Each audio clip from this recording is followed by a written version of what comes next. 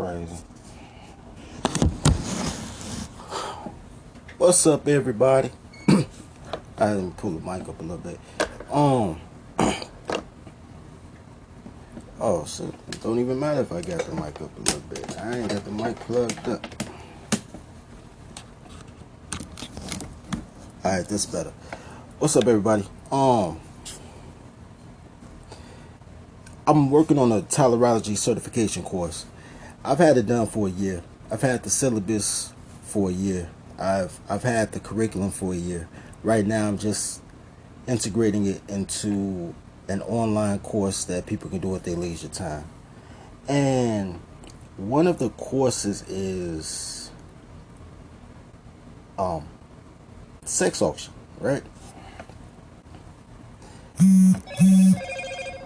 Oh, that's nice of him. And there's something that I want to ask every guy, right? Do you know yourself? Do you love yourself? Do you know what you want to be when you grow up, right?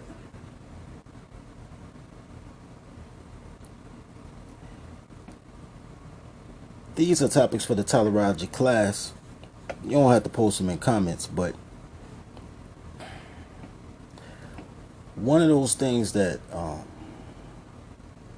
women are phenomenal with.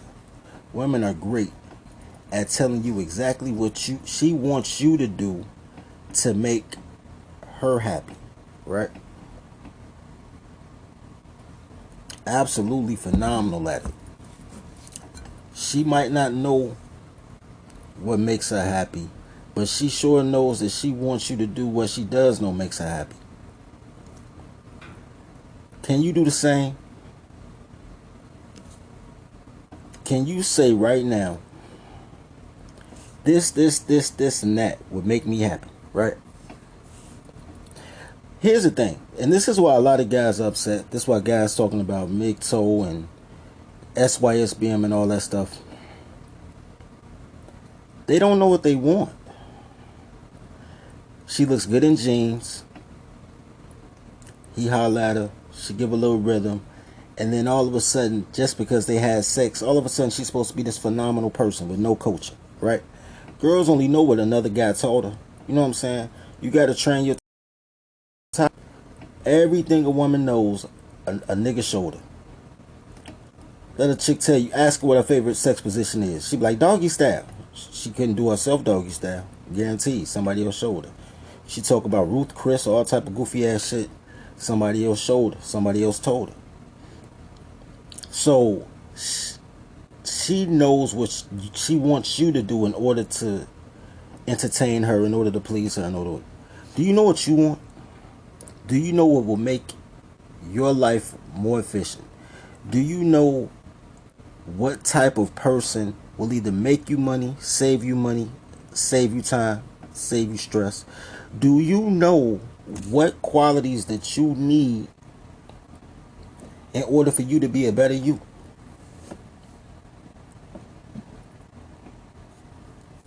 Once again, you ain't got to comment on it.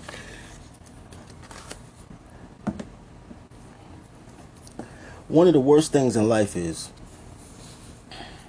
as a guy who dates women, one of the worst things in life is listening to a woman, right? Because you can't believe anything she says. And the whole thing is, she's a liar, but she's an unintentional liar. Because women lie to themselves and then they lie to others, but they believe their own lies, so they think it's the truth, right? So when she says she wants to do something, just because she says it doesn't make it real. You got to go, but that's anybody really. But those are things that you wouldn't even concern yourself with a guy, right? If a guy told you he want to be a rapper, but he never goes to the studio, he never wrote down lyrics, he never looked for management, he never looked for a venue to perform, never showed up at an open mic, but every time you talk to him, he talking about he want to be a rapper. One day he gonna blow up rapping, but he ain't did no steps toward being a performer. You be like, this nigga just talking, right? You wouldn't think nothing of it. But somehow when it's a girl, you believe the story, right? Because the story is convincing because she believes the lie. So you guys are counting on. Think about a toddler is a toddler. So quit thinking because they're adult size that they adult people, right? If I ask a 6-year-old right now what they want to be when they grow up, they're gonna tell me a fireman, a policeman, an astronaut. If I ran into that same 5-year-old in 20 years, at 25 years old, they might be an accountant. They might work for streets and sanitation. Whatever it is that they wanted to be at 5 years old, 99% of the time, none of us become what we want to be as toddlers. People just ask you just to give you ideas, but they don't expect that of you. You know what I mean? You're talking to toddlers, right? You're eating toddlers. You procreate with toddlers. They just big. They just adult-sized toddlers. So you asking them what they like. Asking you ever ask them? They know they hungry. Ask what they want to eat. They don't know. Don't know where they want to go. Don't know what they want to eat. They just know they hungry. You're asking questions of people, and then you're believing the answer. I never believe a 5-year-old wants to be an astronaut when they grow up. I'd never believe it. But I would encourage them like, oh yeah, you can be anything you want to be. Stick and move, stick and move. But at the same time, when they ask you that at 5 years old, they're also instructing you, right? Because normally when they ask you, you at school. So they're also instructing you on the fundamentals that you need in order to be proficient and efficient at that course in your life, right? Being a tolerologist is basically that. Whatever they say, whatever. Your job is to work your curriculum so they're efficient, effective, and they complement your life. Because when you happy, everybody happy. What you say, Wayne? You loved and lost, but it's your own doing as well as hers. You know what, dog? You owning up to your shit don't mean nothing, bro. Because every guy owns up to their shit eventually. You know what I'm saying? If I bump into you, bro, you could be at fault. You could have bagged back and I've been looking. But if I bump into you, I just be like, my bad. You know what I'm saying? It'll be just that simple. It's not even a major thing. You ever heard your girl complain? I know your girl, Wayne. I know your ex. All the shit she did to you, nigga, did she ever apologize? Ever in her life? No. She blamed you. She fought you. She kicked you out. Never not one time while she was doing whatever she was doing with whoever she was doing with. Nigga, what I'm gonna call you for? You don't ever answer the phone. Anyway, but and never no time that she apologized, right? So owning up to it is really a masculine thing. It's a very mature thing. I'm not, you know what I'm saying, but we dealing with toddlers, right? Um, the tolerology course, man. I think every guy should take it. Real talk, man. For those who registered, do your homework. Are interested, like, yo, this nigga been talking about this toddler shit for like damn near 2 years. What he talking about? Find out. I guarantee you that this course will change the way that you date forever. This is the course. Whenever I do break down and get a board in school, this is the course I'm gonna teach boys at 12 years old. It's just that simple, man. It's how to evaluate yourself, how to evaluate what you want, what makes you great. You know what I'm saying? I'm tired of being mad, bro, to be honest with you. Like, I used to be mad all the time, like goofy ass women, until I realized they weren't women, they just toddlers with breasts. And then I wasn't mad no more, because you can't get mad at a kid, right? The But what I do see when I'm on social media is I see a lot. I see both steps, right? It's a lot of dudes talking about sex, what they'll do for sex, who they think is sexy. Everything's a low vibration thing. And then the flip side is the loss. Man, child support, divorce, not being able to see their kids. And they got to that point, and when they reflect, even when they sharing their story on social media, so you know it's way deeper than even what they sharing. Even when they reflect, they say, man, I should have seen this sign, that sign. I should have seen how their mother operated. I should have seen, when I asked her to do this and she told me that. Hindsight is 2020 always. But if you still bring, I'm not talking about baggage. If you still bring no wisdom to the next situation, then you'll be in the same situation. Because all fish swim, all birds chirp. Feel what I'm saying? Tyler's gonna toddle. So you still gonna be in the same situation because the girls don't change. Every girl will try to pull it on every guy just to see how much she can get away with. Now, that's a human thing. Every child does it. Men do it. But when men do it, they find out what the line is and they don't cross the line. Girls continuously try to cross the line every single day. Like, is this the day he gonna slip? If you don't give up boundaries, right? This tolerology course will change how you date forever, bro. Forever. Because it's nothing about dating is about the woman. The only thing about anything about the woman during dating, she can't have clothes on for it. There's nothing a woman says when she has clothes on that really benefits you during dating, right? Dating is all about you. From her perspective, you go into dating from her perspective, like, I'm gonna be, what up, Jimmy? My nigga Pistols. Every nigga going to dating like, I'm gonna please her, I'm gonna entertain her, I'm going to feed her. You know what I'm saying? I'm going to capitulate for her. I'm gonna listen to her boring ass stories.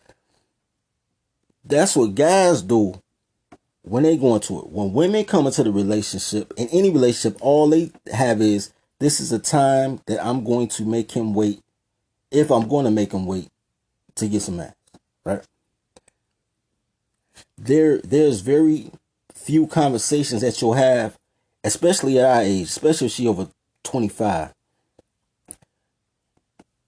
that she'll tell you what she will do. She'll tell you what she won't do. She'll tell you what she did for the last nigga she'll never do again. I heard a girl say she wouldn't wash a nigga clothes no more because she washed her ex-boyfriend clothes and he wore them with his guy. I don't know the fuck she talking about. But do you know how simple Simon that is? But they always tell you what they not gonna do.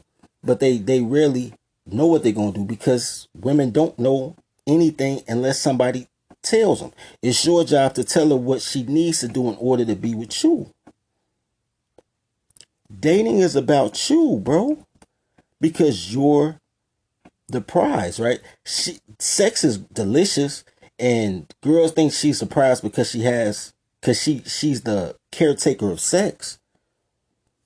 But man, look, dog, the baddest chick is the average chick after 3 bangs. You know what I mean? So after that, then what? Then it comes back to you. What does the same way she's telling you what she needs you to do in order to maintain a relationship? You should be establishing that from day one. You can't switch up. You can't add stuff later. That's not how women's minds are wired. Women's minds are wired on the employee handbook. She goes in there, she goes through training, she finds out what her job entails, what her position is, and then she does her job. You got to tell her job. Her job is not just to be up under you telling stupid ass stories, occasionally giving you some pussy and then asking you to do goofy shit. That's slavery, bro. That's slavery. Are you a man or a slave? You know what I mean? Anyway,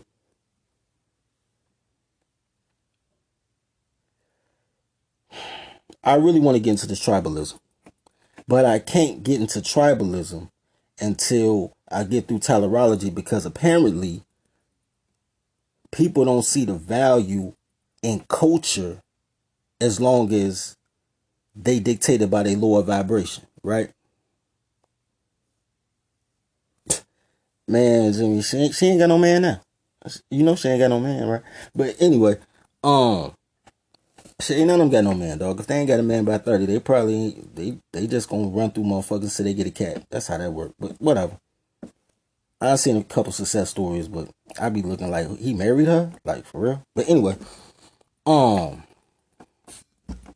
look, being part of a tribe is basically controlling your culture. The problem with American blacks is they don't have no culture. Their culture was given to them by somebody else, right? You were told you were entertainment ever since the days of Bojangle. You were told, you know what I'm saying? Like people feed you your narrative, even down to you calling yourself black. People feed you your narrative your whole life. You never really controlled your own culture. You know what I'm saying? Other people have to identify your culture. You know what I'm saying? And it's no reason that you can't have a small group of guys and create a winning culture. You can be winners, bro. I'm gonna get you there. But before you go there, it's the same thing. Your culture, what you stand for, what you identify for, translates on all things, bro. On all things. There's a reason that chicks be like, man, Oak mean, but all the guys be like, yo, that's my nigga. Cause I ain't going. But guys respect a nigga that ain't going. Girls is constantly test you, be like, yo, I'm gonna be the one that break a buck. Because they're slave drivers, right? You as a culture, culturally speaking, you reverse that and you become what it is that you need to be. I understand why guys go SYSBM. I understand it, but I don't agree with it. I understand why guys want to go to other places, other spaces, and find women from other backgrounds that are more accepting of male authority, right? Because really that's all it is, bro. It's not the fact that you a bully or an oppressor, it's just authority. There certain cultures are taught not to respect men's authority or what men's authority to respect, right? There's a reason. I was at lunch with this chick. We weren't even beefing. Like we was having a picnic at that. At Dan Ryan Woods, bro. At Dan Ryan Woods, man, we was having a picnic, man. We had our little sandwiches and soda and liquor and we chilling. And we just having a conversation and she said, man, I never respect black men. She's like, I'll humble myself for a white man because a white man, there's consequences to not following a white man, but there's no consequence for not doing what black men say. So I never respect a black man. I was like, damn, short. All right. Like this was regular conversation. So I can imagine the type of shit she said if you was arguing. But I see it all the time. Every guy has a look. Every guy has a look that they give their kids. And their kids just sit down and shut up, right? You call it the look, right? I have seen grown men shut up when another grown man gives them the look. You know that. You know what I'm saying? That man, you better next thing you do, I'm gonna make furniture move. Look, I've seen white girls shut up, Puerto Ricans, Mexicans, and then I've seen your assigned women look at you like, nigga, who you looking at like that? What you gonna do? Like they challenging you. That's not all, but it's a lot. So that's because you didn't come in there with a delegation of authority. You know what I'm saying? Part of being a man is to do man shit. You get taught how to make a man's salary, but not how to operate in a masculine principle. The first thing you do as a man is check your chick, right? Because I'm gonna tell you something. This is the realest shit. And this is a black problem. This isn't necessarily a man problem, but it's a black problem that keep black men from being men, right? This some real shit. I love my hat, man, but it's like a motherfucker. The Santa Claus hat, but I decided to wear it, man. I ain't gonna just wear it one time, and I'm gonna keep wearing it. Anyway,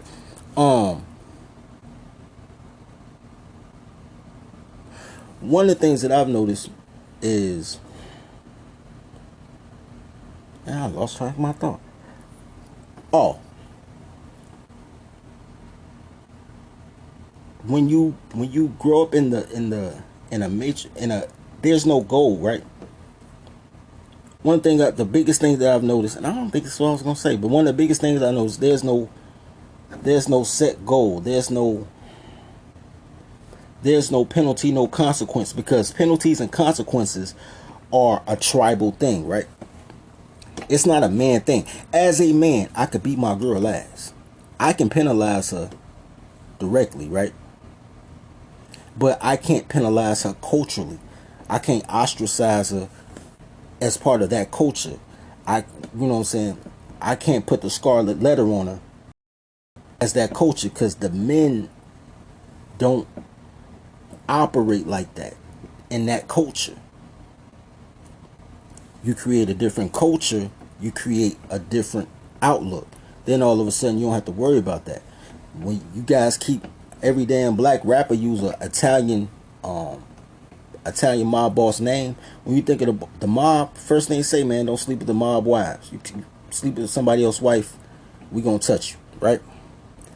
They established that culture. But they established that culture not because they really gave a damn about the women. They established it because they didn't want the guys infighting, because they had bigger shit to do. So you make sure, that's what I was going to say. So you make sure your girl's in check. This is what I was going to say. One thing I noticed about black culture is the difference between men who achieve great things and men who find love, right? Two totally different things. Give you an example. How many black men do you know married to black women who make major moves? You got LeBron James. After that, it get real sparse. One of the reasons that black women always say once black men get money, they go to the others is, damn, I wish I had this clip, is because he doesn't have to fight his woman every day, then fight the world, right? There was a clip. I don't know if it's still on YouTube, but you guys can look it up. It's from the Jeffersons, right?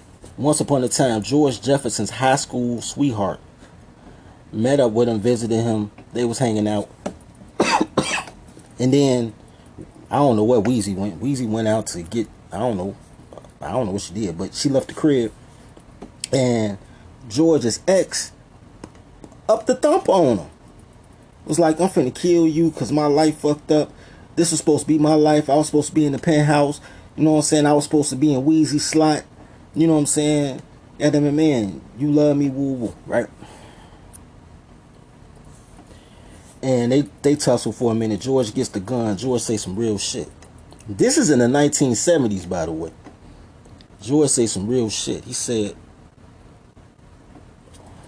none of this would be yours. Because if I was with you, I would have none of this. He said, when I wanted to work, you wanted to party. When I needed to study, you wanted to talk. When I said I had to save my money, I couldn't take that trip, you want to go out with whoever the dude was and take trips to St. Louis. It's like, man, I would never have had this trying to love you, because loving you would have been my job instead of me doing my job. And I see that a lot in the black culture, because the guys don't assert themselves like, look, my passion, my purpose of living is my purpose, right? That's my number one job, before being a husband, before being a father, before being whatever. My purpose is my purpose. And you along for the ride. And have her be cool with that. Because here's the thing. It sounds cruel, right? Especially when you're dealing with narcissists, but a relationship is only 4 hours a day anyway. Right now, if you got to go to work, well, not now, but if you were an essential worker, you go to work, you got to be there at 8. That means you get up at 6:30, 7 o'clock. You know what I'm saying? Get ready. Take you out to get to work. Work for 9 hours. Hour to get home. That's 11 hours out your day. You got to sleep for 7, 8 hours. That's 18 hours. If you got kids, got to spend a little time with them. You might just want to detox for a minute. That's an hour or so. So you got 4 or 5 hours that you actually in a relationship. Now,